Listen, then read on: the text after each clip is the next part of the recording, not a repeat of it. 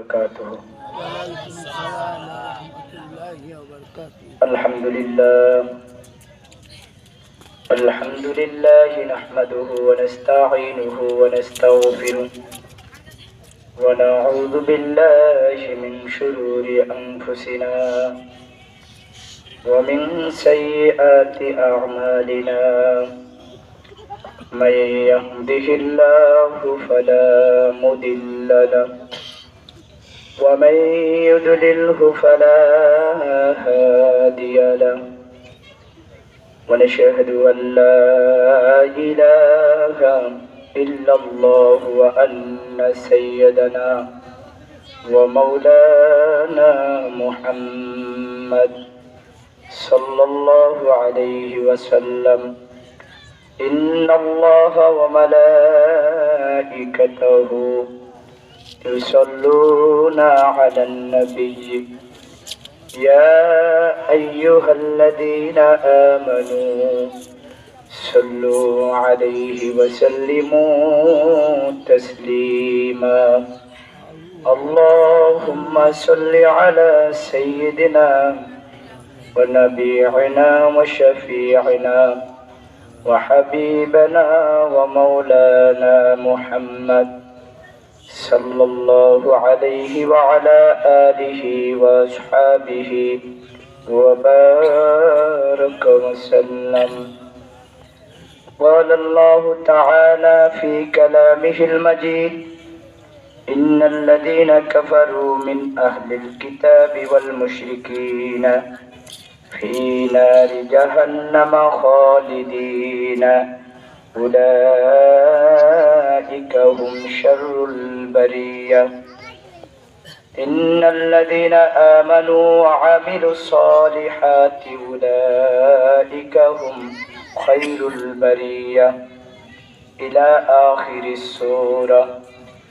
قال النبي صلى الله عليه وسلم المرأة إذا صلت خمسها وصامت شهرها وأحسنت فرجها وأطاعت بعلها هل تدخلن من أي أبواب الجنة شاءت. আলহামদুলিল্লাহ, মহান রব্বুল আলামিনের দরবারে অসংখ্য গণিত শুকরিয়া যে মহান রব্বুল আলামিন আমাদেরকে দীর্ঘ একটি বছর পরে মহান রব্বুল আলামিনের একটি সুন্দর মজলিসের মধ্যে এসে বসে পশ্চিম নরচর হাফিজিয়া মাদ্রাসা কর্তৃক আয়োজিত 2 দিনব্যাপী মাহফিলের আজকে দ্বিতীয় দিনে প্রথম অধিবেশনে বসে কোরআন ও হাদিসের কিছু আলোচনা শুনে সেই অনুযায়ী আমল করবার মতো তৌফিক দান করেছেন, করবেন।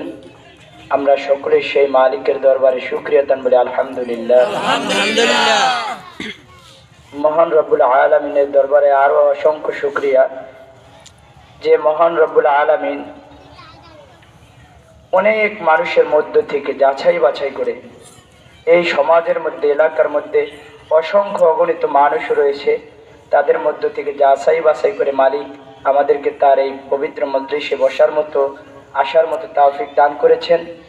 সেজন্য সেই মহান রবের দরবারে আমরা শুকরিয়া দান বলি আলহামদুলিল্লাহ। মহান রব্বুল আলামিন আমাদেরকে ভালোবাসেন, সেই জন্য এই মজলিসে আসার তৌফিক দান করেছেন। আপনারা মনে করেন না যে আপনারা আল্লাহকে ভালোবাসেন এই জন্য এই মজলিসে আসতে পারছেন। উল্টো আল্লাহ বলছেন আমি বান্দাকে ভালোবাসি, এই জন্য বান্দাকে এই সুন্দর মজলিসে, জিকিরের মজলিসে, কোরআন ও হাদিসের মজলিসে আসার মতো তৌফিক দান করেছি। আসলে কয়েকদিন যাবৎ গলার একটু ভাঙ্গা, তো আল্লাহর রহমত আজকে এবং গতকালকার একটু কণ্ঠটা মোটামুটি আল্লাহ তাআলা মোটামুটি ক্লিয়ার করে দিছে। এর আগে থেকে প্রায় 5-7 দিন আগে থেকে একেবারে কথাই মনে হয় বের হইতো না। আমার মসজিদের মুয়াজ্জিন সাহেবের দিয়ে নামাজ পড়ানো লাগতো, তার কতটা কণ্ঠ ভাঙ্গা ছিল।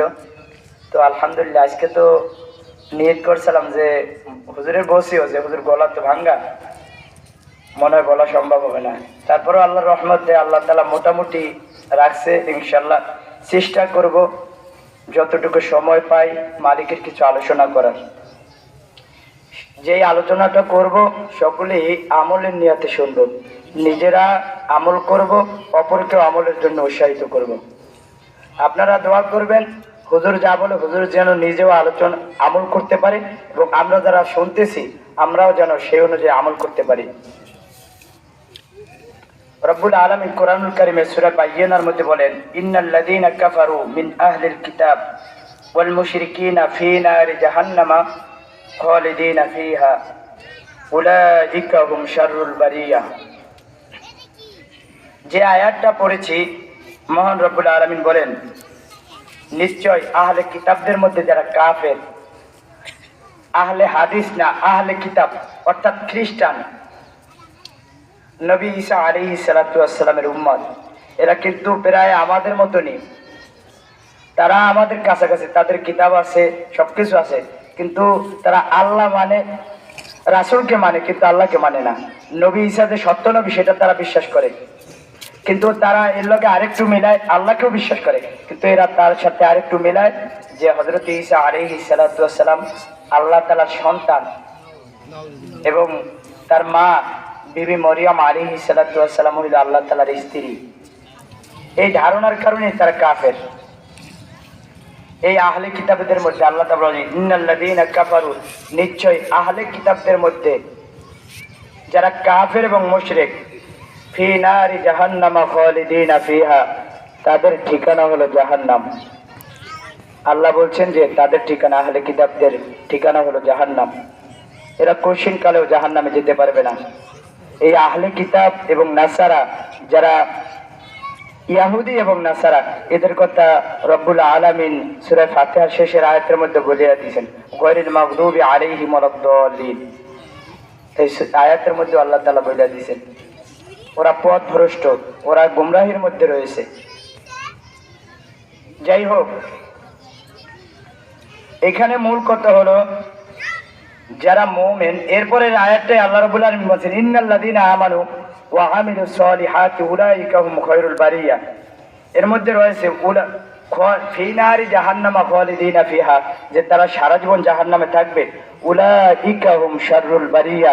আর এই যে আহলে কিতাব, মুশরিক, কাফের, এরা সারা জীবনের জন্য দুনিয়ার মধ্যে সব থেকে নিকৃষ্টতম জাতি। এরা হলো সব থেকে দুনিয়ার মধ্যে নিকৃষ্ট জাতি। আর আল্লাহ বলেন উত্তম জাতি হলো ওরা, ইন্নাল্লাযীনা আমানু ওয়া আমিলুস সলিহাত, মুমিনদের মধ্যে যারা নেক কাজ করে, ভালো কাজ করে, এরাই হলো গিয়ে দুনিয়ার মধ্যে সর্বোত্তম জাতি, সর্বশ্রেষ্ঠ জাতি। যারা ভালো কাজ করে, নেকের কাজ করে। আমাদের মা বোনেরা বর্তমানে যে উল্টাপাল্টা করে, আমরা তো পর্দা কি, পর্দা জিনিসটাই ভুলে গেছি। নেক আমল অন্য কত কিছু আছে, শুধু নামাজ পড়া।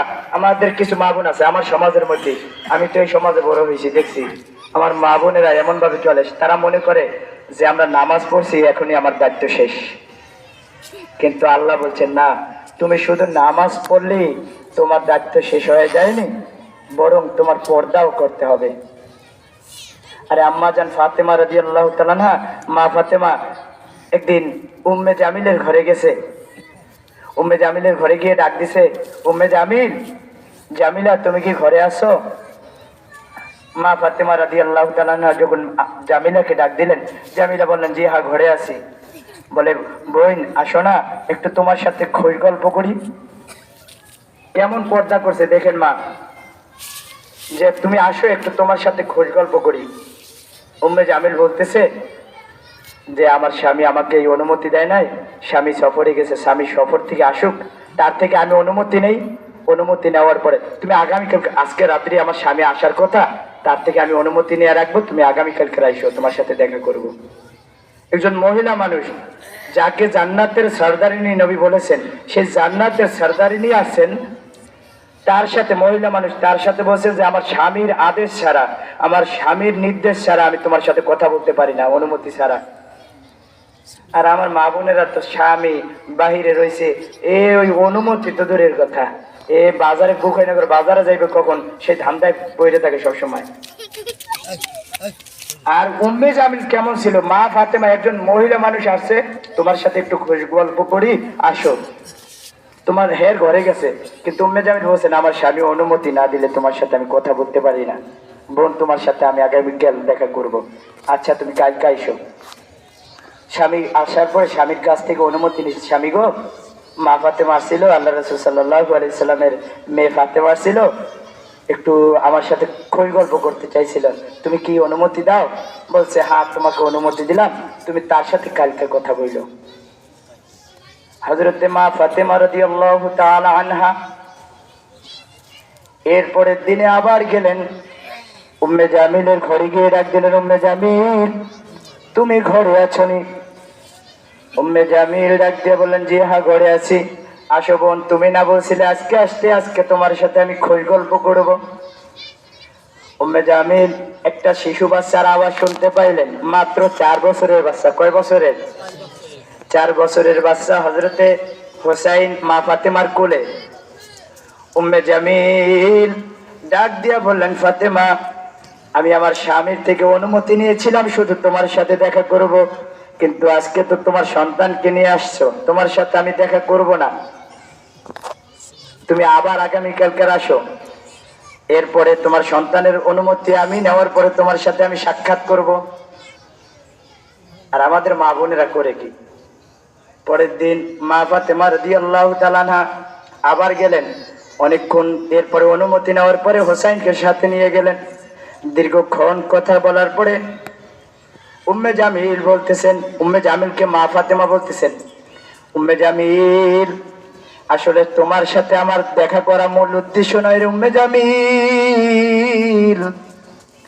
তোমার সাথে আমার দেখা করার একটাই উদ্দেশ্য, সেই উদ্দেশ্যটা হলো আমার আব্বাজান দুনিয়ার জমিন থেকে মারা যাওয়ার আগে বলেছিলেন, ফাতেমা তুমি তো জান্নাতের সর্দারিনী হইবা, শোনো তুমি যখন জান্নাতে যাইবা সর্বপ্রথম তোমার সাথে এক মহিলা জান্নাতে যাবে, তার নাম হলো উম্মে জামিল। হে উম্মে জামিল আমি তোমার খোঁজ খবর নিতে আসলাম, তোমাকে দেখার জন্য আসলাম যে আমার সাথে যেই মহিলাই সর্বপ্রথম জান্নাতে যাবে সেই মহিলাটা কেন, কোন কারণে, কোন আমলের কারণে জান্নাতে যাইবে, এই খোঁজটা নেওয়ার জন্য আসছি। আমার আর খোঁজ নেওয়ার দরকার নাই, তোমার কাছে আর কিছু জিজ্ঞাসা করার দরকার নাই, আমি বুঝে ফেলেছি আমার আব্বা জান মুহাম্মদুর রাসূলুল্লাহ সাল্লাল্লাহু আলাইহি ওয়াসাল্লাম কেন বলেছেন সর্বপ্রথম জান্নাতি রমণী আমার সাথে হইবা তুমি, এই আমলটার কারণে তুমি সর্বপ্রথম জান্নাতে হইবা। তুমি স্বামীর অনুমতিবিহীন, আমি মা মহিলা, আমি একজন জান্নাতের সর্দারিনী মহিলা, তুমিও জানো, জানার পরেও তুমি আমার সাথে সাক্ষাৎ করলে না তোমার স্বামীর অনুমতিবিহীন। শুধু এতটুকুই নয়, তোমার স্বামী আসলো পরের দিন সন্তানকে নিয়ে আসলাম, তাও তুমি দেখা করলে না, সাক্ষাৎ করলে না। আমি ওই দিনকারই বুঝে ফেলছি যে আল্লাহ রাসূল আমার আব্বাজান কেন বলেছেন যে তুমি জান্নাতে যাইবা, এই আমলটার কারণে তুমি সর্বপ্রথম জান্নাতে যাইবা। আমাদের মা বোনেরা করে কি, অনুমতি বাজার ঘরের থেকে বাইর হইলে আম্মা যান বিভিন্ন মহিলারা, আমার বিশেষ করে আমি তো এলাকার মা বোনদের হালত জানি, আমার এলাকার কোন মায় কিরকম, কোন বোনটা কিরকম, কোন বোনটা হুজুরের কাছে সাক্ষাৎ করছে। অনেক মা বোনদের সাথে যদি পর্দাও করতে চাই একটু ঘুরে যেতে, হুজুর স্বাস্থ্য ভাই দেখা করে না, আগে দেখলে সালাম দিতে বড় বোন নেই, এখন দেখে সালামও দেয় না, কিন্তু তারা বোঝে না যে তাদের সাথে কেন সালাম বিনিময় করি না। স্বাস্থ্য বোন দেখলে কয় আগে হুজুরে ভালোই আছিল, এখন এই হুজুরে বড় হয়ে গেছে, একটা মসজিদে নামাজ পড়ায় আর মাদ্রাসায় পড়ায়, এখন হুজুরে আর আগের মতো নাই, হুজুরে চেঞ্জ হয়ে গেছে। আসলে তো হুজুরে চেঞ্জ হয়েছে কেন, যে এই আল্লাহ রাসূল সাল্লাল্লাহু আলাইহি সাল্লাম চাচতো বোন, ফুফাতো বোন, মামাতো বোন এদের সাথে সাক্ষাৎ করা নিষেধ করেছিলেন, এই জন্য হুজুরে তোমার সাথে সালাম বিনিময় করে না, তোমার সাথে কথা বলে না, কিন্তু তুমি তো মাইন্ডে নিয়ে যাও অন্যরকম। এই আমার আত্মীয় স্বজন মামু বাড়ি গেছিলাম, আমার এক খালাতো বোন, আমি গেছি পরে আমার খালাতো বোন একটা ছোট্ট মেয়ে আছে, ওরে বলে যে তোমার মামার একটু নাইসে দেখাও তো।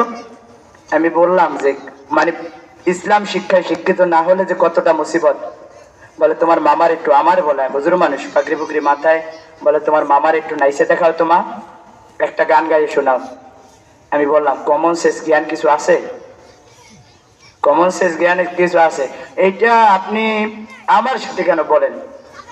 ওই সময় ছোট ভাই, এখন তো মোটামুটি আমার থেকেও অনেক আমলি, আমার ছোট ভাই রফিকুল ইসলাম সবাই চিনেন, এখন আমার থেকেও বেশি আমলি, এর বলছে ওর ওর কথা উদাহরণ দিয়ে বলছি, ওর সাথে যদি ওইগুলা বলে তাহলে ও খুশি হয়ে 500 টাকা দিবে। আমি তো টাকা তো দেওয়ার কথা দূরের কথা, বাহবা তো দেওয়ার কথা, ওরে আমি ধমক দিব।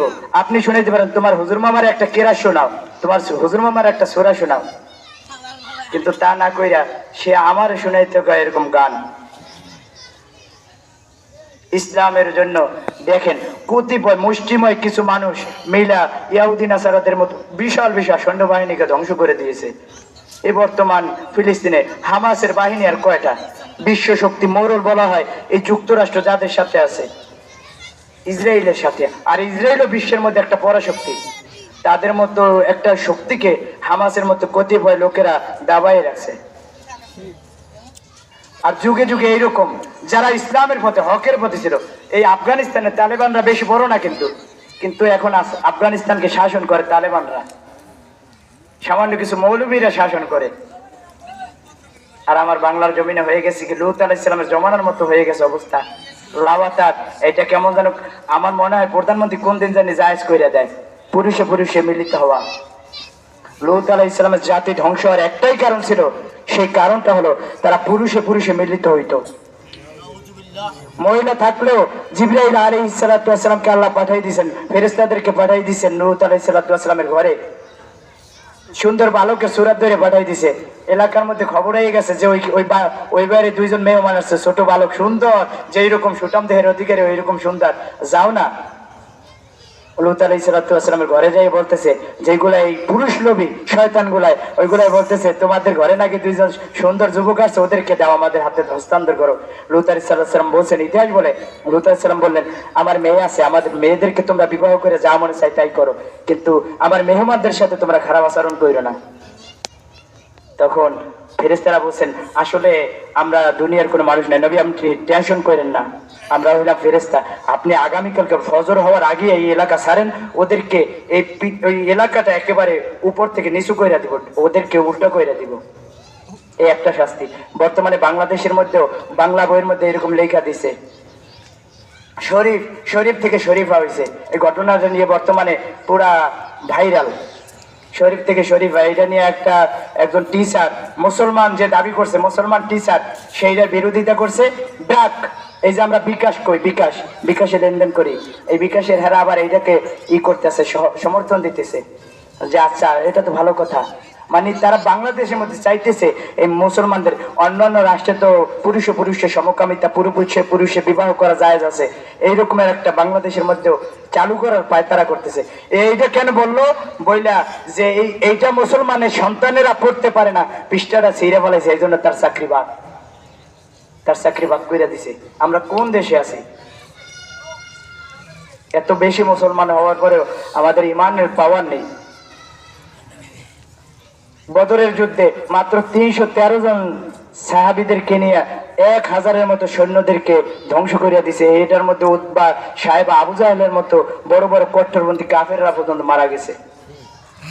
একদিন নবী মুহাম্মদুর রাসূলুল্লাহ সাল্লাল্লাহু আলাইহি ওয়াসাল্লাম মসজিদে জুমার নামাজ পড়াইছেন। হাদিসের কথা, বুখারীর হাদিস।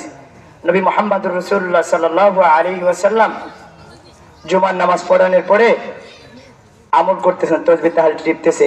এর মধ্যে জুমার নামাজ শেষ, নবীজি সুন্নত পড়তেছে আর তাসবিহ তাহলিল পড়তেছে। এর মধ্যে 2 জন বেদুইন আসছে, বেদুইনে আয়েশা বলতেছে, নবীকে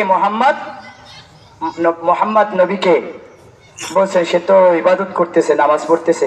অন্যান্য সাহাবীরা সুন্নত টুন্নত পড়ে বের হইতেছে, তাদের কাছে জিজ্ঞাসা করতেছে। হযরতে আবু বকর সিদ্দিক রাদিয়াল্লাহু তাআলা বললেন, তোমরা কারা? কয়, আমরা 2 জন বেদুইন, অনেক দূর থেকে এসেছি, আল্লাহ রাসূলের সাথে দেখা করতে এসেছি। আল্লাহ রাসূল সাল্লাল্লাহু আলাইহি ওয়াসাল্লাম নামাজ পড়ার পরে, সুন্নাত পড়ার পরে, তাসবিহ তাহলিল পড়ার পরে রাসূলের কাছে আবু বকর নিয়ে আসছে, ইয়া রাসূলুল্লাহ, ইয়া হাবিবাল্লাহ, 2 জন বেদুইন আসছে আপনার সাথে সাক্ষাৎ করার জন্য। আল্লাহ রাসূল সাল্লাল্লাহু আলাইহি ওয়াসাল্লাম বললেন, তোমরা কারা, কোথা থেকে এসেছো, কেন এসেছো? তারা বলল যে, ইয়া রাসূলুল্লাহ, ইয়া হাবিবাল্লাহ, আমরা 2 জন, আমরা সত্যি কথা বলতেছি, আমরা কোনো মুসলিম নই, আমরা 2 জন হইলাম খ্রিস্টান, কিন্তু আপনার কাছে একটা সত্য কথা প্রকাশ করার জন্য আসছি। রাসূল বললেন, আগে বলো তোমরা কেন এসেছো, তোমরা কোথায় আসছো? বললেন, ইয়া রাসূলুল্লাহ, আমরা সিরিয়ার প্রবাসী, সিরিয়া থেকে মদিনায় ব্যবসা করতে এসেছি। আমরা মধু এবং জয়তুন তেল এগুলা বিক্রি করি, কারণ মদিনায় মধু ওই সময়কার তেমন একটা মধু এবং জৈতুন তেল পাওয়া যেত না, যার কারণে মদিনায় জৈতুন তেল বিক্রি করতাম, মধু বিক্রি করতাম চড়া মূল্যে। আর এইখান থেকে যাওয়ার পথে আবার খেজুর নিয়ে যাইতাম, এইগুলো আবার সিরিয়ায় তেমন একটা পাওয়া যায় না, খেজুর আবার সিরিয়ায় পাওয়া যায় না, এই জন্য খেজুর নিয়ে আবার ওদের কাছে বেশি দামে বিক্রি করতাম। তো আল্লাহ রাসূল আমরা যখন এই জৈতুন এবং মধু নিয়ে মদিনার পথে আসতেছিলাম, তাবুকের ময়দানে দেখি পাহাড়ের পাদদেশে কিছু মানুষ একত্রিত হয়েছে, বিশাল অস্ত্রে সুসজ্জিত হয়ে রয়েছে, হাতে তরবারি, একেবারে পরিপূর্ণ শিরস্থান। আমি তাদেরকে জিজ্ঞাসা করলাম, আমরা কাফেলা থামাই তাদেরকে জিজ্ঞাসা করলাম তোমরা কোথা থেকে এসেছো? তারা বলতেছে আমরা রোম থেকে এসেছি, ইতালি, বর্তমান ইতালির রাজধানী রোম, এই রোম থেকে এসেছি। কেন এসেছি? আমরা শুনেছি আমাদের বাপদাদার ধর্মের বিরুদ্ধে একজন লোক বলতেছে, বাপদাদার বিরুদ্ধে করতেছে, ইসলাম প্রত্যাহার করতেছে, নাম নাকি মোহাম্মদ। এই মোহাম্মদ সহ ওর সমস্ত সঙ্গীদেরকে ধ্বংস করার জন্য এসেছি। আচ্ছা ঠিক আছে, ভালো কথা। তোমরা এখানে লোক কয়জন? বললো আমরা এখানে 5,000 আসছি, আমাদের আরো পিছনে প্রায় 35,000 আসতেছে, মোট 40,000 আমরা আসছি। ইয়া রাসূলুল্লাহ, ইয়া হাবিবাল্লাহ, আমরা এই সংবাদটা আপনাকে বোঝানোর জন্য যে ওরা যদি অতর্কিত আপনাদের উপরে হামলা করে আপনারা নিশ্চিহ্ন হয়ে যাবেন, এই সংবাদটা দেওয়ার জন্য আসছি। আর আল্লাহ রাসূল সাল্লাল্লাহু আলাইহি সাল্লাম বললেন, আল্লাহ তাআলা তোমাদের কল্যাণ করুক। আমি তোমাদেরকে দোয়া করলাম আল্লাহ তোমাদের কল্যাণ করুক। পরবর্তীতে তারা 2 জন মুসলমান হয়ে গেছে, আল্লাহ তোমাদের কল্যাণ করুক। যখন এই দোয়াটা করলেন, করার পর তারা চলে গেল। আবু বকর রাদিয়াল্লাহু তাআলা আনহুকে ডাক দিল, আবু বকর একটা কাজ করো, যারা আমাদের এই জুমার মসজিদ থেকে বের হয়ে গেছে এর মধ্যে যারা গণ্যমান্য ব্যক্তি আছে তাদেরকে ডাক দাও তাড়াতাড়ি। তাদেরকে ডাক দিয়ে তাড়াতাড়ি মসজিদে নববীর মধ্যে আল্লাহ রাসূল সাল্লাল্লাহু আলাইহি ওয়াসাল্লাম মিটিংয়ে বসছেন। মিটিংয়ে বসে জিজ্ঞিরে খবর পাইতেছে, এরকম খবর দিছে যে তবুক থেকে এরকম তবুকের স্থানে এসে পৌঁছেছে, কাফেররা রোম থেকে এসছে, আমাদেরকে একেবারে দুনিয়া থেকে নিচ্ছিন্ন করা দেওয়ার জন্য ওদের বিরুদ্ধে যুদ্ধ ঘোষণা করা দরকার নয়। আবু বকর সিদ্দিক রাদিয়াল্লাহু তাআলা আনহু বললেন, ইয়া রাসূলুল্লাহ, ইয়া হাবিবাল্লাহ, ওরা কারা? এই যে 2 ব্যক্তি বলছেন এরা কারা? কয় এরা 2 জন খ্রিস্টান। কয় আল্লাহ বলছেন কাফের বেঈমানদের কথা নিয়ে সত্য মিথ্যা ওরা বলতে পারে, ওই জন্য ওদের কথা বিশ্বাস করতে আল্লাহ তাআলা কোরআনের মধ্যে নিষেধ করছেন, ওদের কথা বিশ্বাস করা যাবে না। যদি সত্যি হয়ে থাকে তাহলে একটা কাজ করেন, একজন লোক পাঠান তাবুকের ময়দানে গিয়ে দেখি কি অবস্থা, আসলে ওরা সত্য বলছে না মিথ্যা বলছে। সত্য বললে কিন্তু আমাদের প্রস্তুতি গ্রহণ করতে হবে। আল্লাহ রাসূল সাল্লাল্লাহু আলাইহি ওয়াসাল্লাম অন্যদের কাছে জিজ্ঞাসা করলেন, কি করো, কি বলো তোমরা? বলছে হ্যাঁ হুজুর এটা করা যায়। তখন বলছে তোমাদের মধ্য থেকে এমন কোন ব্যক্তি রয়েছে যে তাবুকের ময়দানে যাইবা? তাবুকের ময়দান ওইখান থেকে প্রায় 20 দিনের পথ, 20 দিনের পথ। শেরে খোদা হযরত আলী দাঁড়াইয়ে বললেন, ওই সময় আলী রাদিয়াল্লাহু তাআলা মাত্র 21 থেকে 22 বছর বয়স। কয় বছর? আলী রাদিয়াল্লাহু তাআলা শেরে খোদা হযরত আলী বললেন, ইয়া রাসূলুল্লাহ, আমি আলী প্রস্তুত। আল্লাহ রাসূল সাল্লাল্লাহু আলাইহি সাল্লাম বললেন, আলী তুমি তো অল্প বয়স্ক লোক, ওদের কাছে যাইবা তোমার ডর করবে না? তাই ইয়া রাসূলুল্লাহ, আপনি না বলছেন না শেরে খোদা আমি আল্লাহর বাপ, তাহলে আমি দুনিয়ার মানুষকে, আল্লাহ ছাড়া আমি দুনিয়ার কাউকে ভয় করি না। সুবহানাল্লাহ।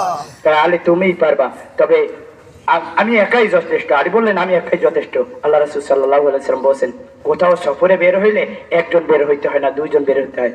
কয় রাসূল তাহলে আমার গোলামকে আমার সাথে নিয়ে লইলাম। তার গোলামকে আমি 7 দিনের মধ্যে যাবো। আলী ওয়াদা দিচ্ছেন যে আমি 7 দিনের মধ্যে ওইখানে যাইব।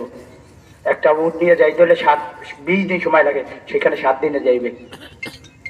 আল্লাহর কুদরতে হযরত আলী রাদিয়াল্লাহু তাআলা আনহু তার খাদেমকে নিয়ে পিছনে নিয়ে হাতে তরবারি এবং আল্লাহ রাসূল সাল্লাল্লাহু আলাইহি সাল্লাম একটা লাঠি দিয়ে দিয়েছে, আলী এই লাঠিটা নাও, এই লাঠিটা তোমার কাছে থাকলে শত্রুরা তোমার সাথে কোনোদিনও পারবে না। সুবহানাল্লাহ। আলী রাদিয়াল্লাহু তাআলা আনহু এই তাবুকের ময়দানে গেলেন। তাবুকের ময়দানে গিয়ে আল্লাহ রাসূল সাল্লাল্লাহু আলাইহি ওয়াসাল্লাম ওই আলী রাদিয়াল্লাহু তাআলা আনহু তার যে গোলাম সহ ঘোড়াটাকে একটা গোল আকৃতি করলেন। গোল একটা দাগ দেওয়ার পরে গোলামকে বললেন, গোলাম তুমি এই ঘোড়াটাকে নিয়ে এইখানে অপেক্ষা করো, এই গোল আকৃতির মধ্যে অপেক্ষা করো। তোমরা যতক্ষণ পর্যন্ত এই গোল আকৃতির মধ্যে থাকবা, আজরাইল আলাইহিস সালাতু ওয়াস সালাম ছাড়া এমন কারো শক্তি নাই যে গোল আকৃতির মধ্যে আইসা তোমাদেরকে মাইরে ফেলাইবে। একমাত্র আজরাইল আলাইহিস সালাতু ওয়াস সালাম এই গোল আকৃতির মধ্যে আসবে। যদি আসে, গোলাম বলছেন, গোলামকে বললেন তুমি ভয় পাইছো? বললেন আপনার সাথে থাকলে আমি আবার ভয় পাই? যেই রকম মানুষ এর সাথে কি খাদেমটা তো এরকম বিমানই হয়। বলছে কোনো সমস্যা নেই, আমি ভয় পাই না, আপনি যান। আর রাদিয়াল্লাহু তাআলা ডাইরেক্ট সেনাবাহিনীর সিরিয়া একেবারে ওদের আস্থানার মধ্যে ঢুকে গেছে, তাঁবুর মধ্যে ঢুকে গেছে। যাই বলতেছেন এখানের কমান্ডারকে, আলী রাদিয়াল্লাহু তাআলা একা 21 বছরের একটা বালক, বলতেছেন এখানের কমান্ডারকে। এখানের কমান্ডার ঘুমায়, কমান্ডারকে ঘুম থেকে জাগাও, বলো যে মদিনার থেকে আলী আসছে। আলীকে তো চিনে না, আলী আসছে। কে আলী? আলী রাদিয়াল্লাহু তাআলা দিকে ওই লোকটা যখন চোখ মুছতে মুছতে উঠছে, আলী রাদিয়াল্লাহু তাআলা বলছেন তোমরা কারা, কোথা থেকে আসছো? কয় আমরা আসছি রোম থেকে, আমাদেরকে রোমের বাদশা পাঠাই দিছে, এইরকম নবুয়তের দাবি করতেছে একজন মানুষ, তাকে ধ্বংস করার জন্য। আলী রাদিয়াল্লাহু তাআলা কইতেছে তোমরা কোথায় আসছো, তোমরা কি জানো? তোমরা এর আগে দুইটা আমার প্রশ্নের উত্তর দাও। তোমরা কি কোনোদিন মদিনায় গেছিলা? কয় না, জীবনেও যাই নাই, এই প্রথম। তোমরা কি জানো মদিনায় একবার ঢোকা যায়, মদিনার থেকে আর বাইর হওয়া যায় না? মদিনায় ঢোকা যায়, মদিনার থেকে আর বাইর হওয়া যায় না, কারণ মদিনার রাস্তাগুলো হইলো আঁকা বাঁকা। কয় আমাদের রাহবার আছে, পথ প্রদর্শক আছে। কয় পথ প্রদর্শক পথ আউলে যাইব, ও পথ দেখাইয়া তোমাদেরকে নিয়ে আসতে পারবো না। দ্বিতীয় প্রশ্ন, তোমরা যার সাথে যুদ্ধ ঘোষণা করছো, তোমরা কি তাকে চিনো? তাদের ব্যাপারে খোঁজখবর রাখছো? আর কি তাদের সাথে যুদ্ধ করেছো? কয় না। কয় মক্কার কাফেরেরা একবার যুদ্ধে, বদরের যুদ্ধে মারা গেছে, অনেক কাফেরেরা মারা গেছে, তোমরা কি সেই ঘটনা শুনছো? কয় ঘটনা শুনছি। কয় মাত্র 313 জন নিয়ে 1000 সৈন্যকে মারছে, এরা হইলো এই জাতি। এরা কিন্তু সেই জাতি, মাত্র 313 জন নিয়ে 1000 মারছে। উহুদের ময়দানে মাত্র 1000 সৈন্য দিয়া 10,000 সৈন্যকে ওইখানে উপকার করে ফেলাইছে। খন্দকের যুদ্ধের সময় মাত্র 3000 সৈন্য দিয়া 10,000 সৈন্যকে ওইখানে নাস্তানাবুদ করে ফেলাইছে। তোমরা এসো তাদের সাথে যুদ্ধ করার জন্য? তোমাকে কই যেতে সাহস ভালোই। তুমি কে? দেখা হবে যুদ্ধের ময়দানে। আলী রাদিয়াল্লাহু তাআলাকে জিজ্ঞেস করে তুমি কে? দেখা হবে যুদ্ধের ময়দানে, তুমি আসো মদিনায়, আসো মদিনায় আসলেই আমার সাথে সাক্ষাৎ হইব। ওই লোকটা কয় তোমার কি দিলের মধ্যে ভয় করে না? তুমি যে আমার সাথে কথা বলতেছো একজন রোমের, আমাদের কাছে এত অস্ত্র শস্ত্র আছে, তোমাদের কাছে কি আছে? আমাদের তো 50,000-এর মতো সৈন্য আছে। কয় আমাদের ওই মদিনার মধ্যে এখন মনে হয় 50,000 মানুষও নাই। কয় তাহলে তোমরা যুদ্ধ করবা কিভাবে? কয় আমাদের একজন মানুষ, আমি আলী একাই তোমাদের জন্য যথেষ্ট। আমি আলী একাই তোমাদের জন্য যথেষ্ট, তোমাদের 50,000 আমি আলীর কাছে কিচ্ছু না। কয় তুমি কার বাহিনী? কয় যুদ্ধের ময়দানে আসো, দেখা হবে। আলী রাদিয়াল্লাহু তাআলা এই কথা বললা, কয় খবরদার, যদি তোমাদের জীবনের ভয় থাকে, জীবনের মায়া থাকে, কোনোদিন মদিনার আশেপাশে আসবা না। আলী রাদিয়াল্লাহু তাআলা ওইদিকে হুমকি দিয়া সাথে সাথে ওইখান থেকে বের হয়ে গেল। আমি যাইলাম, সালাম আলাইকুম। এখন ইয়াহুদি না স্যার, ওদেরকে তো আসসালামু আলাইকুম কখন যাইব না, আসসালামু আলাইকুম কইব? অগরে তো পালে জোতা দিয়ে আসতে পারে। আলী রাদিয়াল্লাহু তাআলা ওইখান থেকে বের হয়ে আসলেন। এখন যে সেনাপ্রধান যার সাথে কথা বলছে, এ তো ভয় কাঁপতেছে। যখন আলী রাদিয়াল্লাহু তাআলা বলছে আমি হলাম সেই কথা হযরতে আলী, আমি একমাত্র দুনিয়ার মধ্যে আল্লাহ ছাড়া আর কাউকে ভয় করি না। এই কথা বলার পরে হযরতে আলী রাদিয়াল্লাহু তাআলা ওইখান থেকে বাইরে হয়ে আসছে। এখন ওই কমান্ডার বলতেছে সর্বনাশ, একজন মানুষ, তার ভয়ে আমি কাঁপতেছি। বাবা আমি যাবো না, তোমরা যাইলে যাও, আমার জীবনের মায়া আছে, আমার স্ত্রী পরিবার আছে, আমি ওই মদিনায় পারে দিব না, আমি এখান থেকে যাইবো গা, তোমরা চলে যাও। আল্লাহ রাসূল সাল্লাল্লাহু আলাইহি সাল্লামের কাছে গেছে গা আলী রাদিয়াল্লাহু তাআলা, কিরে আলী দেখে আসো? কয় হুজুর যে কথা বলছি মনে হয় সাহস করবো না আবার। সব খুললে বসে, কয় যেরকম ওদেরকে কথা বলছে ওদের সাথে, ওরা মনে হয় ওদের যদি জীবনের মায়া থাকে ওরা আর এই মদিনার জমিনে পাড়া দিব না। আবু বকর রাদিয়াল্লাহু তাআলা বলতেছে আলী তা তো ঠিক আছে, তারপরে যদি আক্রমণ কইরা ভাই পরিস্থিতি নিতে হবে না? আবু বকর বলছেন, আল্লাহ রাসূল সাল্লাল্লাহু আলাইহি ওয়াসাল্লাম বলছেন তাও তো ঠিক আছে, যদি আইসা পড়ে? তখন আল্লাহ রাসূল সাল্লাল্লাহু আলাইহি ওয়াসাল্লামকে আবু বকর রাদিয়াল্লাহু তাআলা পরামর্শ দিলেন, ইয়া রাসূলুল্লাহ আপনি একটু কিছু বলেন না। রাসূলুল্লাহ সাল্লাল্লাহু আলাইহি ওয়াসাল্লাম সব থেকে আবেগী বক্তৃতা দিয়েছে ওই ওই ওই যুদ্ধের সময়, তাবুকের যুদ্ধের সময়। রাসূল বলছেন এই মদিনার জমিনে এমন একটা মহিলা থাকবো না, একমাত্র ওই মহিলাটাই বাসায় থাকবো যেই মহিলাটায় 10 মাসের বাচ্চা তার পেটের মধ্যে রয়েছে, এমন মহিলা থাকবো। অর্থাৎ ডেলিভারি হওয়ার সময় হয়ে গেছে, ওই মহিলা ছাড়া এমন কোন মহিলা থাকবে না যে এই জমিনে থাকবো, আমাদের সাথে যুদ্ধে যাইতে হইব। এমন মহিলা পুরুষ থাকবে না, বৃদ্ধ যারা নিজেরা হাঁটতে পারে না, চলতে পারে না, এরা থাকবো, এছাড়া সবাই যাইতে হইব। যদি কেউ না যায় তাহলে আমি আল্লাহ রাসূল সাল্লাল্লাহু আলাইহি সাল্লাম তোমাদের দায়িত্ব নিব না। আমি আল্লাহ রাসূল সাল্লাল্লাহু আলাইহি সাল্লাম তোমাদের উপরে বেজার হয়ে গেলাম। এবং এমন বাচ্চারা যারা যুদ্ধের মানে বোঝে না, এরাও যাইব না, এছাড়া সবাই যাইতে হইব। আলী এমন ভাবে স্পিরিটের সহিত নবী করিম সাল্লাল্লাহু আলাইহি সাল্লাম বক্তৃতা দিলেন। আলীকে বললেন, আলী তাড়াতাড়ি লিস্টি করো কারা যাইব। আলী রাদিয়াল্লাহু লিস্টি করতে করতে প্রায় 28,000-এর মতো মানুষ লিস্টে দিছে। এখন উমর রাদিয়াল্লাহু তাআলা বলতেছে, আল্লাহ রাসূল পারবে? কয়, আবু বকর, উমর তুমি আমার হাসাইলা, যেখানে 313 জনের লগে 1000 পারে না, যেখানে 3000-এর লগে 10,000 পারে না, 1000-এর লগে 3000 পারে না, যেখানে 3000-এর লগে 10,000 পারে না, সেইখানে ওরা হইলো 40,000 50,000 আর আমরা হইলাম 28,000। তা আমাকে সাথে জীবনে পারবো? এখন আবু বকর রাদিয়াল্লাহু তাআলা বলতেছে, রাসূল যুদ্ধে তো যাইবেন 20 দিনের পর, আলী তো 7 দিনে গেছে, 7 দিনে আইছে, 20 দিনের তো পর যুদ্ধে যাইতে হইব। টাকা পয়সা তো আমাদের কাছে কিছু নাই, অস্ত্র টস্ত্র কিছু নাই, তাহলে আমাকে এইসবের দরকার আছে না? আল্লাহ রাসূল সাল্লাল্লাহু আলাইহি ওয়াসাল্লাম বলেন, আবু বকর সত্যি কথাই তো বলছো। তা আবু বকর, যেহেতু তুমি এই পরামর্শটা দিছো, আবু বকর তুমি বলো তুমি কি দিবা, তুমি সর্বপ্রথম দেখাও তুমি কি দিবা। হযরত আবু বকর রাদিয়াল্লাহু তাআলা বলেন, ইয়া রাসূলুল্লাহ আমি কি দিব বলতে পারি না, তবে আমি একটু বাসার থেকে আসি। আল্লাহ রাসূল সাল্লাল্লাহু আলাইহি সাল্লামের কথা মতো আবু বকর চলে গেল বাসায়। এইদিকে ওমর বললেন, ওমরকে বললেন, ওমর তুমি বলো তুমি কি দিবা। কয়, আগে আবু বকর আসুক, এরপর আমি দেখাবো। আবু বকর আসুক, তারপর আমি দেখাবো। এখন আবু বকর রাদিয়াল্লাহু তাআলা বাজারে গেছে, বাজারে গিয়ে 2টা চাটাই কিনছে, চাটার সালার চট, চাটাই কিনা 2টা চাটাই কিনছে, চাটাই কিনা বাসায় গেছে। বাসায় গিয়ে বলতেছেন, বিবি মুসলমানরা বড় মুসিবতের মধ্যে পড়ে গেছে, বিবি তোমার পরনের যা কাপড় চোপড় আছে সব কাপড় চোপড় খুলে দিয়ে দাও। আজকে নবীজি আমার কাছে চাইছে, আমি কি দিব? তোমার কাছে যা আছে সব কিছু খুলে দাও, কাপড় চোপড় এইটা পইরা নাও, আমি আবু বকর এই চাটাইটা পইরা নিব। একটা চাটাই মধ্যে সবকিছু বাইরে নবীজির কাছে নিয়ে আসছে। নবীজির কাছে আসার পরে নবীজি বলতেছেন, আবু বকর তোমার পরনের চাটাই, তোমার পোশাক কোথায়? ইয়া রাসূল তুমি কি বাসায় রেখে আসছো? ইয়া রাসূলুল্লাহ আমার ঘরের মধ্যে যা ছিল সব আমি এই টুকরির মধ্যে বোঝাই করে নিয়ে আসছি, একমাত্র এই 2টা চাটাই রাখছি আমাদের লজ্জাস্থান হেফাজত করার জন্য। এবার উমর রাদিয়াল্লাহু তাআলা পাশে বসে কাঁদতেছে, খুব কান্না করতেছে, চোখের পানি পড়তেছে। আল্লাহ রাসূল সাল্লাল্লাহু আলাইহি সাল্লাম বললেন, ওমর তুমি কেন কান্নাকাটি করো? ওমর বললেন, ইয়া রাসূলুল্লাহ ইয়া হাবিবাল্লাহ, আবু বকর গেছিল, আমি মনে করছিলাম আজকে আমি আবু বকরকে হারাই দিব। আমি নিয়ত করছিলাম আমার যত সম্পদ কামাই করছিলাম এই সম্পদের অর্ধেক আজকে আমি দিয়ে দিব, কিন্তু আজকেও আমি আবু বকরের সাথে পারলাম না, এই জন্য আমি কান্না করতেছি। আল্লাহ রাসূল সাল্লাল্লাহু আলাইহি ওয়াসাল্লাম বলতেছেন, ওমর কঠিন কালে তুমি আবু বকরের সাথে পারবা না, তোমার সহ পৃথিবীর সমস্ত মানুষের আমল এক পাল্লাই করলে আবু বকরের এক রাতের আমলের সমান হইব না, তাহলে তুমি তার সাথে কেমনে পারবা?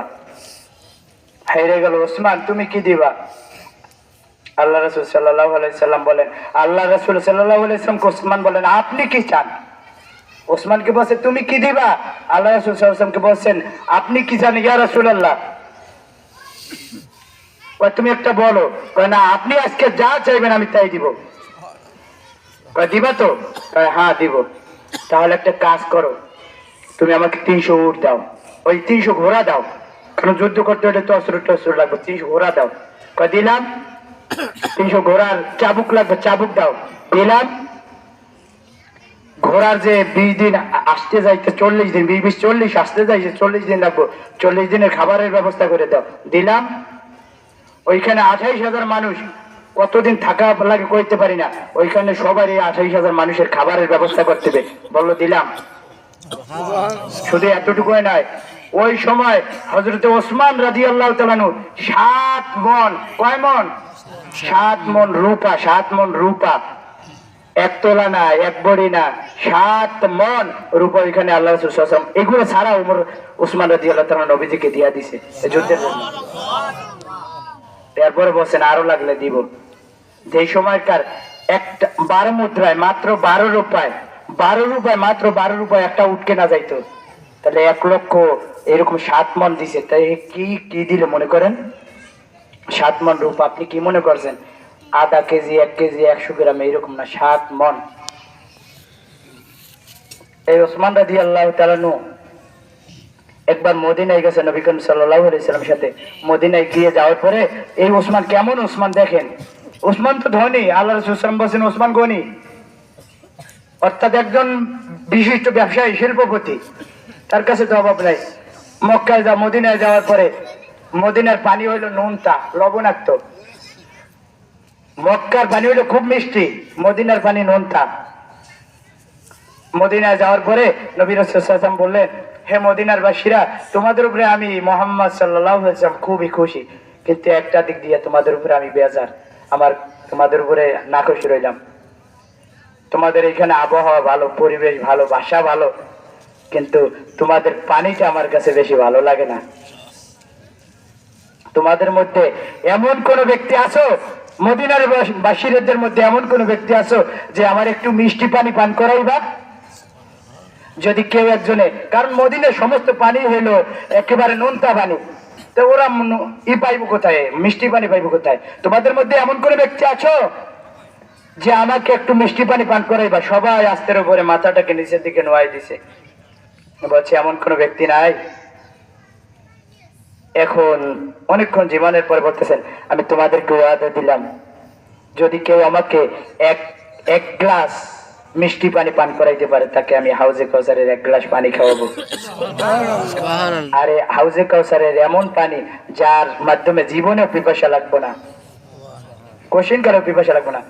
এরপরে মাথা নোয়াই দিছে, এরপরে বললেন যাও, তোমরা এরপরে রাজি হইতেছো না, যাও, যদি কেউ একজন ব্যক্তি আমাকে 1 গ্লাস পানি, মিষ্টি পানি পান করাইতে পারে, তাকে আমি জান্নাতের, আমি রাসূল ঠিকানা দিয়ে দিলাম, সে জান্নাতে হয়ে যাবে, তাকে জান্নাতের ওয়াদা দিয়ে দিলাম। ওসমান রাদিয়াল্লাহু তাআলা আনহু দাঁড়াই গেলেন, ইয়া রাসূলুল্লাহ, আমি ওসমান পানি পান করাইবো আপনারে। কয় তোমার বাড়ি কই? মক্কায়। আমি চাইছি মদিনার মানুষের কাছে, তোমার কাছে চাইছি। নবী কি বলেন? আমি চাইছি মদিনার মানুষের কাছে, তোমার কাছে চাইছি। আচ্ছা তুমি পানি পাইবা কই? মদিনায় তো কোথাও পানি নাই। কয় যেই আল্লাহ রাসূল চাইছে, আমার বিশ্বাস আছে আল্লাহ রাসূল নিশ্চয়ই জানে মদিনার মধ্যে মিষ্টি পানি আছে, আর নাইলে আল্লাহ রাসূল সাল্লাল্লাহু আলাইহি ওয়াসাল্লাম এতটা কঠিন ভাবে জীবনেও বলতে পারে না। আর আমার উপরে আল্লাহর উপরে বিশ্বাস আছে যে আল্লাহ রাসূল যেহেতু পানি পান করতে চাইছে, আল্লাহ তার হাবিবের, তার বন্ধুরে পানি পান না খাওয়াইয়া মারবেন না। ওসমান রাদিয়াল্লাহু তাআলা আনহু বললেন, আচ্ছা তুমি আমার কাছে আসো, তুমি একটা কাজ করো, একটা বালতি লইবা, বালতি লিয়ে পানি উঠাইবা, পানি উঠে লবণ দেখবা প্রত্যেকটা কূপে কূপে, এলাকার মধ্যে থেকে একবার বয়স্ক লোকের নিচে। আপনি কি এলাকার সব কূপ চিনেন? হ্যাঁ চিনি। তা চলেন। ওসমান রাদিয়াল্লাহু তাআলা তাকে সাথে নিয়ে এইরকম একটা কূপের কাছে যায়, আবার এইরকম পানি ওই বালতিতে করে উঠে মুখে দেয়, লবণাক্ত। হযরত ওসমান রাদিয়াল্লাহু তাআলা এরকম সকাল থেকে সন্ধ্যা করে গেছে, কোথাও পানি পাইতেছে না। ওসমান রাদিয়াল্লাহু তাআলা এরকম কয়েকদিন চলে গেল, ওসমান রাদিয়াল্লাহু তাআলার মনটা খারাপ হয়ে গেছে। আল্লাহর কাছে হাত উঠেছে, আল্লাহ তোমার হাবিব না পানি চাইছে, আমি তো তোমার উপরে বিশ্বাস করছি, তুমি কি একটু পানির ব্যবস্থা করবে না? এরকম হাত উঠে 2 চোখের পানি ছেড়ে দিয়েছে ওসমান রাদিয়াল্লাহু তাআলা, তোমার বন্ধুরে কি তুমি একটু পানি পান করাইবা না? আমার তো জান্নাতে যাইতে মনে চায়, তোমার বন্ধুর সাথে আমি ওয়াদা দিছি পানির ব্যবস্থা করে দিব, তুমি একটু পানির ব্যবস্থা করে দিবা না? একজন বৃদ্ধ লোক যাইতেছে, হে পথিক তোমরা কারা? হযরত ওসমান রাদিয়াল্লাহু তাআলা বলেন, আমরা নবীজির সাহাবী হযরত ওসমান রাদিয়াল্লাহু তাআলা। বলছেন কি খুঁজতেছো? কয় এরকম মক্কার জমিনের মধ্যে পানি খুঁজতেছি, কোথাও পানি পাইতেছি না। কয় অমুক জায়গায় জান্নাতুল বাকি, জান্নাতুল বাকি যাকে বলা হয় গর্দে বাকিয়া, এই গর্দে বাকিয়ার মধ্যে এমন একটা কূপ আছে যে কূপটার পানি সব থেকে মিষ্টি, কিন্তু তার পরিবারের লোকজন আছে কিনা বলতে পারি না।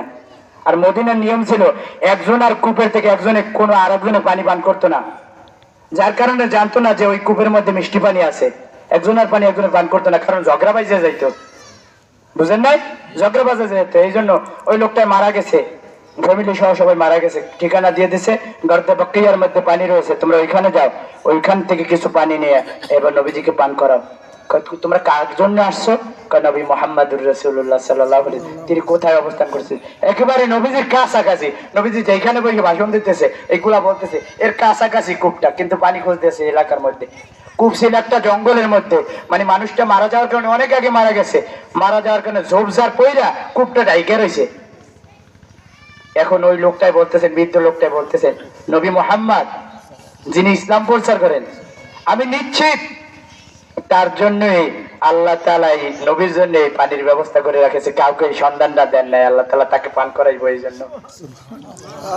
আবু বকর হযরত ওসমান রাদিয়াল্লাহু তাআলা কূপের কাছে গেল, কূপের কাছে গিয়ে খোঁজ খবর নিতেছে কোথায় কূপের মালিক, কেউ বেঁচে আছে কি? এলাকার মধ্যে খোঁজ খবর নিয়ে দেখে কেউ বেঁচে নাই, কোনো ছেলে মেয়েও নাই, না মেয়ে নাই, তবে মনে হয় তার স্ত্রী অনেক বয়স্ক বাইসে আছে। যাই দেখে ঘর তালা মারা, ঘর একেবারে জীর্ণ শীর্ণ হয়ে রয়েছে, ঘরের মধ্যে কেউ নাই। এলাকার মানুষের থেকে খোঁজ নিয়ে দেখছে যে যেহেতু মহিলার কেউ নাই, বৃদ্ধ মানুষ, তার দেখাশোনা করবো কে? সে যাই বাপের বাড়ি উঠছে।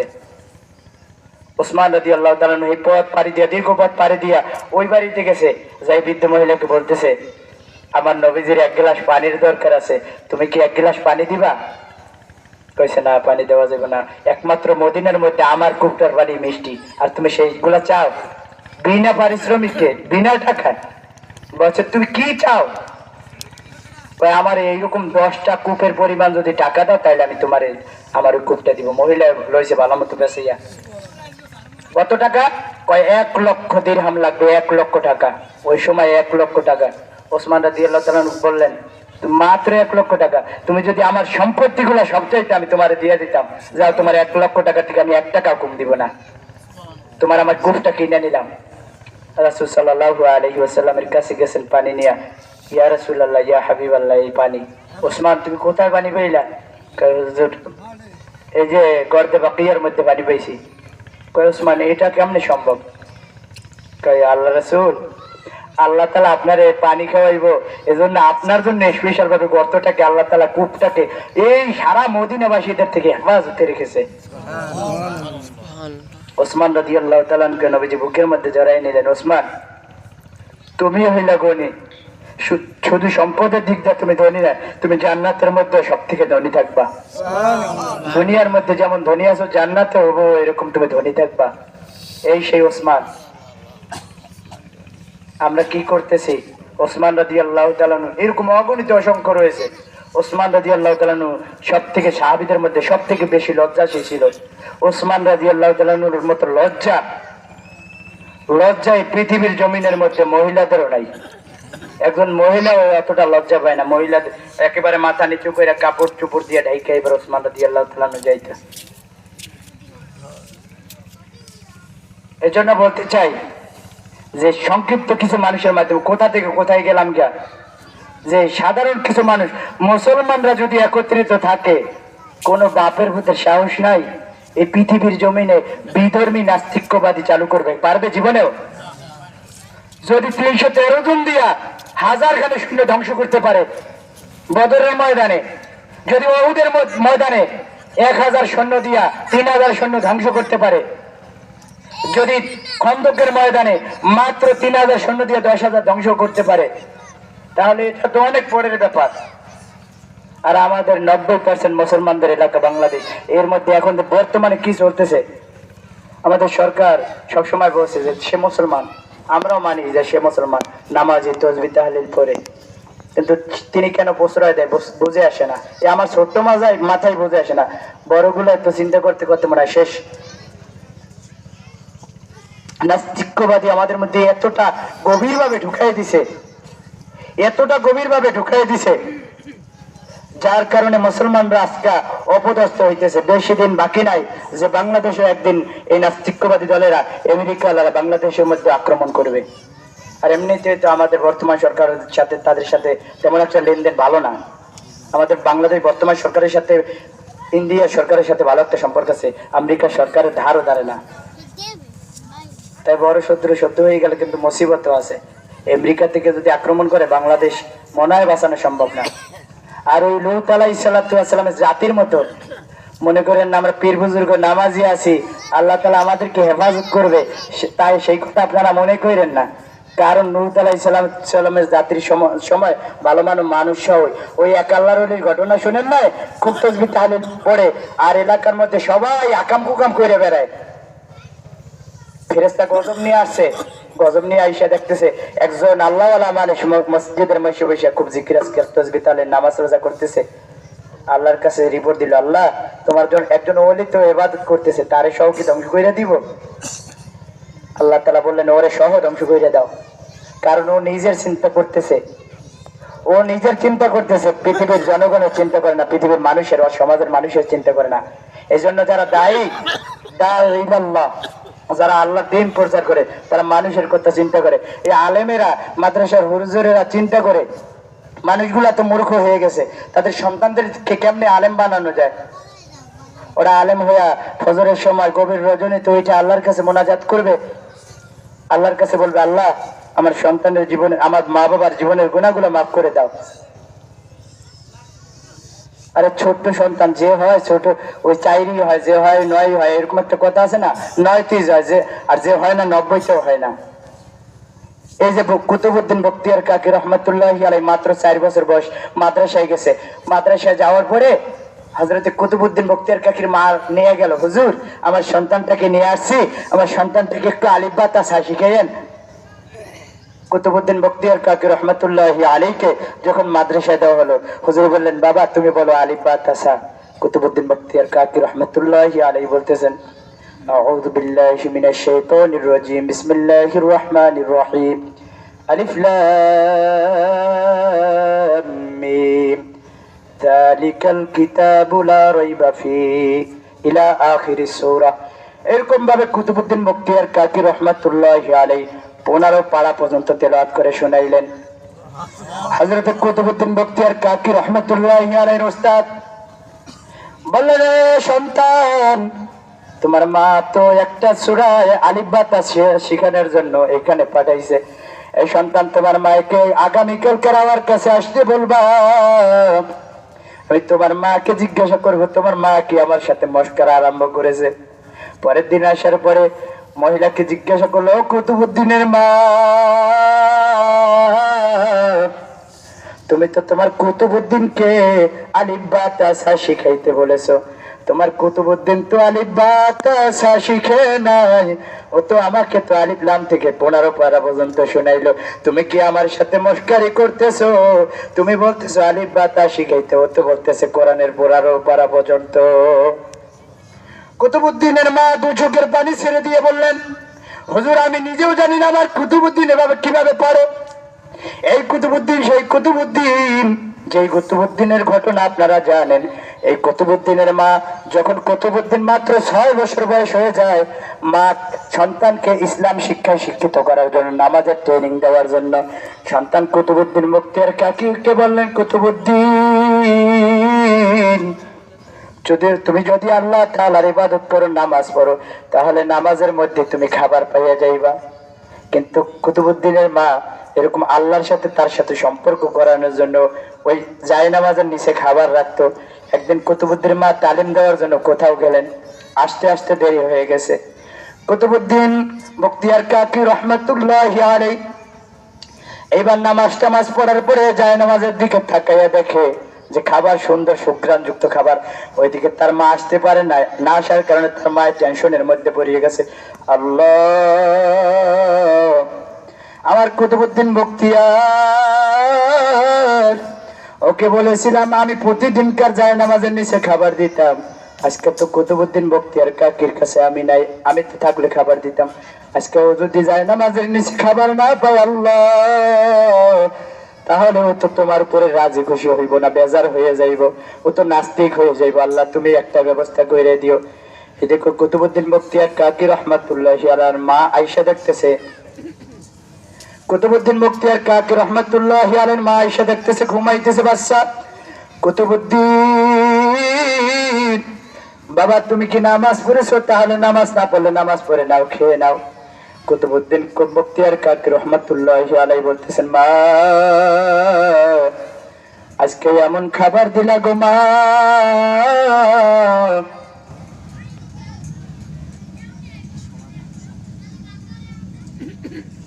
মা আজকে এমন খাবারই খাইলাম যে খাবার তুমি জীবনেও খাওয়ায় না।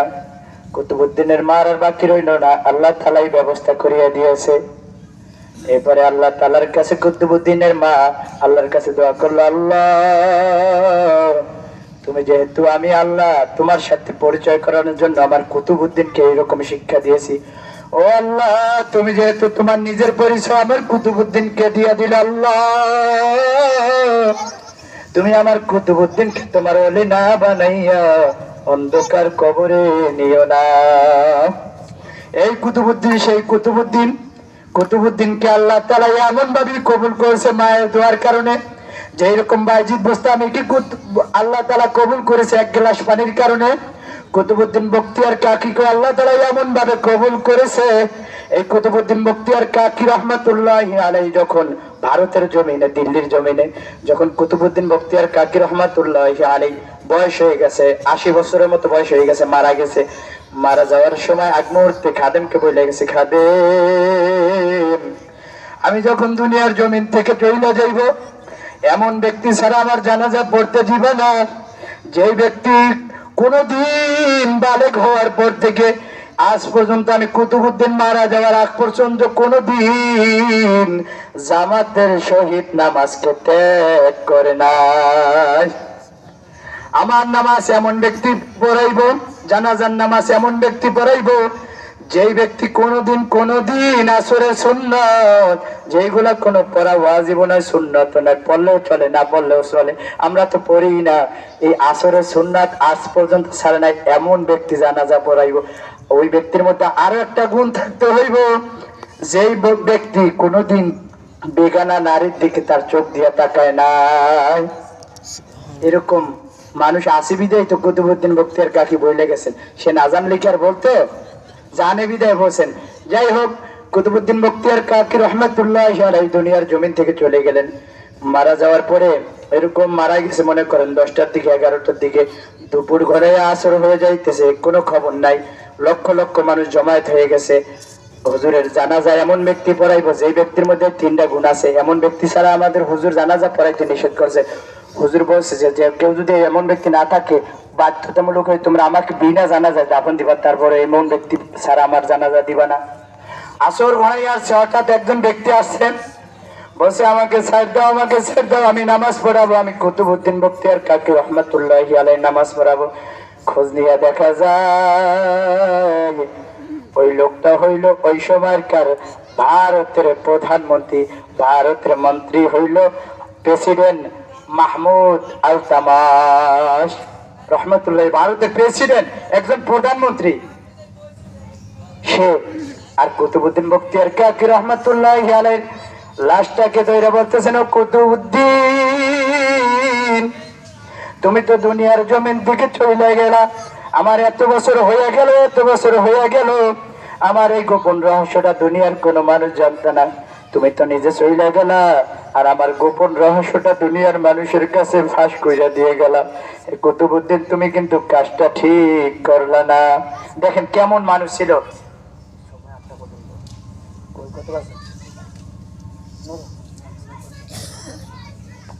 কুতুবউদ্দিন বখতিয়ার কাকি রহমাতুল্লাহি আলাইহি এইবার বলতেছেন, ও কুতুবউদ্দিন তুমি তো দুনিয়ার জমিন থেকে চলে গেলা, তুমি এত মানুষের কাছে আমার প্রকাশ করিয়ে গেলা। কুতুবউদ্দিন তুমি কাজটা ঠিক করো না রে, কুতুবউদ্দিন তুমি কাজটা ঠিক করো না। খোঁজ নিয়ে দেখা গেল বাদশাহ রাজ্য সামলায়, এরপরও বাদশার সামনে তো কত পরপুরুষ মহিলা নারী পুরুষ আসে, একজন বাদশাহ একজন মেম্বারের কাছে কত মহিলা যায় না, যে আমি এতিম মানুষ আমারে কিছু দাও।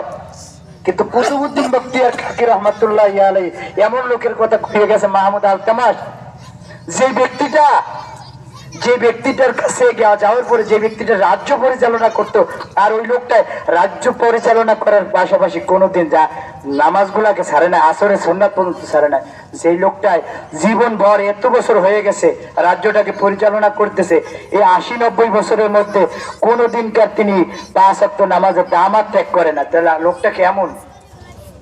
আমাদের মেম্বার সাহেব একটু ওই অফিসে গেলে, ইউনিয়ন পরিষদে মাল আনতে যাইলে আর আসরের নামাজ পড়া হয় না।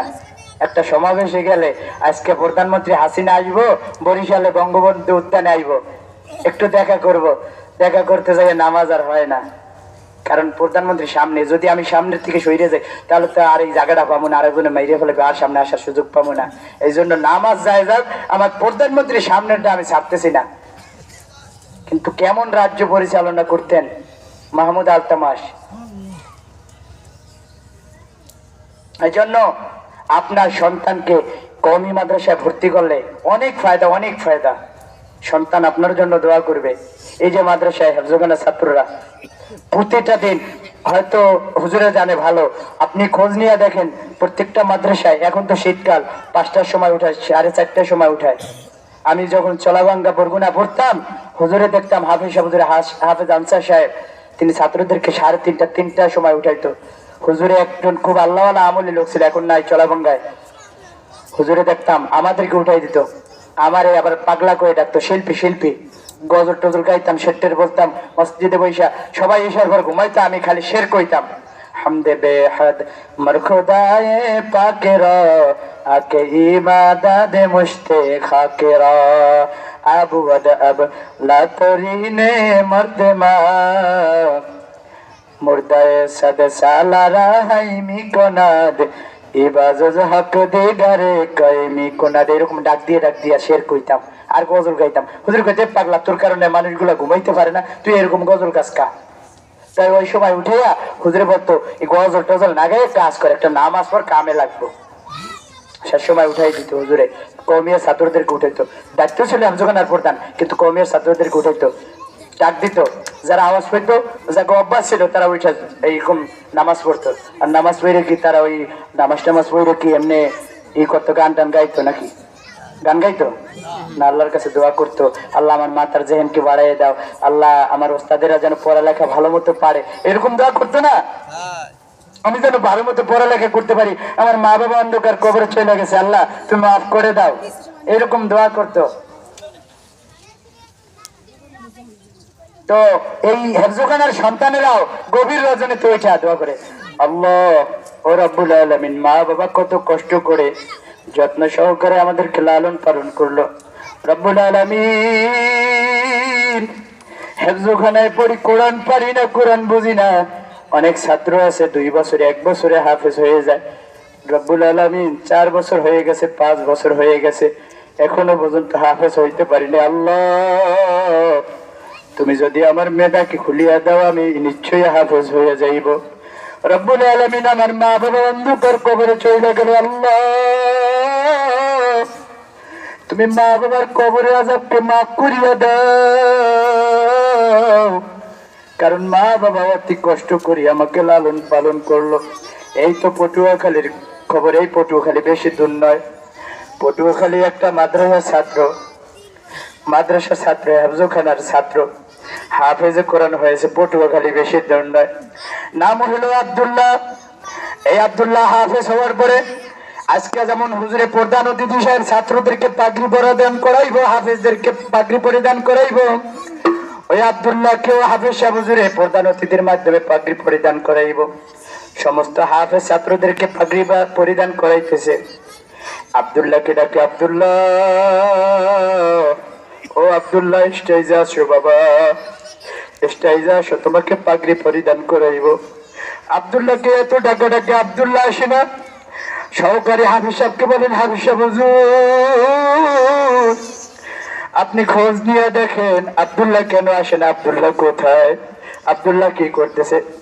সহকারী হাফেজ সাহেব হুজুরে গিয়ে দেখতেছে আব্দুল্লাহ টেবিলের সাথে মাথাটাকে নোয়া খুব কান্নাকাটি করতেছে। আব্দুল্লাহর মাথার উপরে হাতটা দিয়ে বলতেছেন, বাবা আব্দুল্লাহ প্রধান অতিথি সাহেব তোমাকে পাগড়ি পরিধান করাইবে, তোমাকে প্রেস্টাইজে ডাকতেছে, তুমি কেন আসো না? আব্দুল্লাহ দু চোখের পানি ছেড়ে দিয়ে কান্নাকাটি করে আর বলে, হুজুর আমি আজকে আর পাগড়ি পরিধান করবো না গো হুজুর। আমি আব্দুল্লাহ আমার বাড়ি পটুয়াখালী মির্জাগঞ্জ। হুজুর আমি আর পাগড়ি পরিধান করবো না। হুজুর আমার বাবা গতকালকার মারা গেছে। হুজুর আমি হাফেজ সাহেব হই নাই, আমার মাত্র 12 পারা হয়েছে। আমি যেহেতু হেফজোখানায় পড়ি, হেফজোখানার ছাত্রদেরকে শয়তানি একটু বেশি ধরে। হাফেজ 12 পারার হাফেজ আব্দুল্লাহ এবার পাগলামি আরম্ভ করে দিচ্ছে, হেফজোখানায় যাইতে চায় না, কঠোরতা সহ্য করতে পারতেছে না। আব্দুল্লাহ যখন মাদ্রাসায় যাইতেছে না, বাবা বুঝায়, আব্দুল্লাহ বাবা তুই যদি হাফেজ হস তাহলে আমি মাথা উঁচু করে সমাজের মধ্যে দাঁড়াইতে পারবো। আমি হাসরের ময়দানে হুজুরদের কাছে শুনেছি হাফেজদের মা বাবার মাথার উপরে নূরের তাজ পড়াই দিবে। বাবা আমার বড় শখ, আমি হাসরের ময়দানে মাথার মুকুট পরবো। বাবা তুই কি আমার একটা মাথার মুকুট জোগাড় করে দিবি না? বাবা তুই পাগলামি করিস না, তুই হাফজ পর, তুই একটা হাফজ, এরপরে আর তোর কাছে আমি কিছু চাই না। আব্দুল্লাহ বলতেছেন, বাবা এইভাবে বোঝানোর পরে আমি হাফজখানায় ভর্তি হয়ে গেলাম। হুজুর